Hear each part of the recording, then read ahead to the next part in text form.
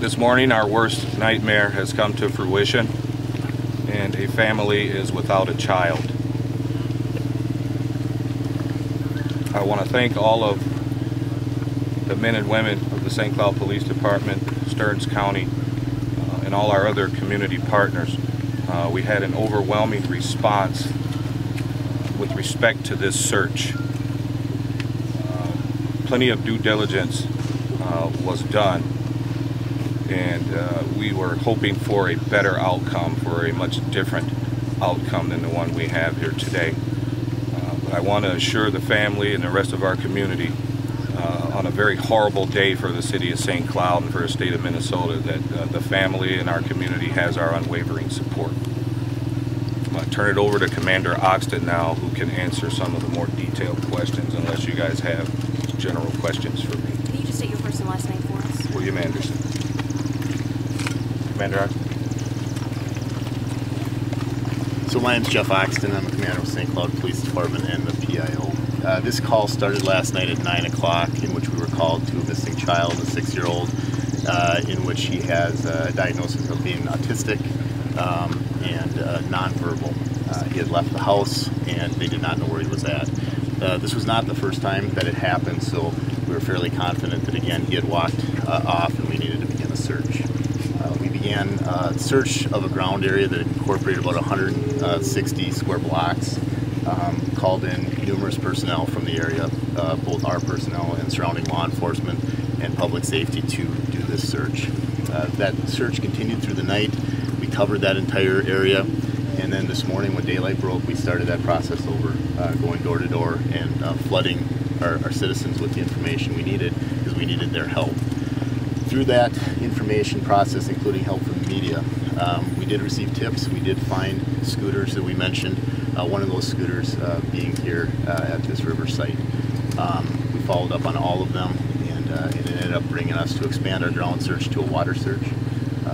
After conducting a water search, that's when we did end up finding the body of the young boy. So our hearts go out to the families today.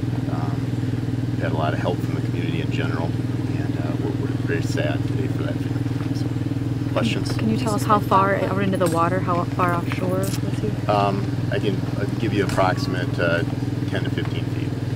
What about the reverse 911 calls that were issued? Yeah, we utilized a reverse 911 call system to reach the people in that geographic area I mentioned.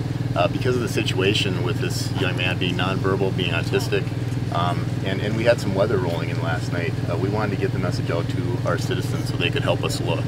So we did just that. We used that system, and it got out to all the people in that area. I'm sorry, 10 to 15 feet offshore or 10 to 15 feet deep? Offshore. Offshore, thank you. Was he wearing his clothes, or did he think the water was swimming? I don't have that information. Other questions right now? Was he outside with, the last time he was seen, was he with other children? Were his family members there with him? He was with family members inside the house, and that's where they noticed he was not there.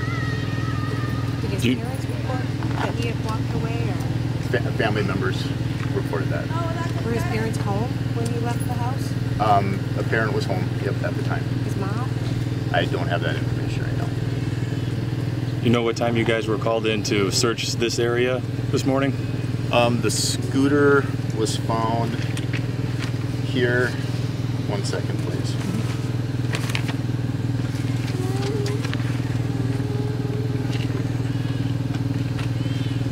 Approximately 08:30, so 8:30 this morning, this scooter was located in the river, and that's when we knew we needed to expand that search. We brought in boats and water units from Stearns County, Sherburne County, Minnesota DNR, I believe, also helped with that process.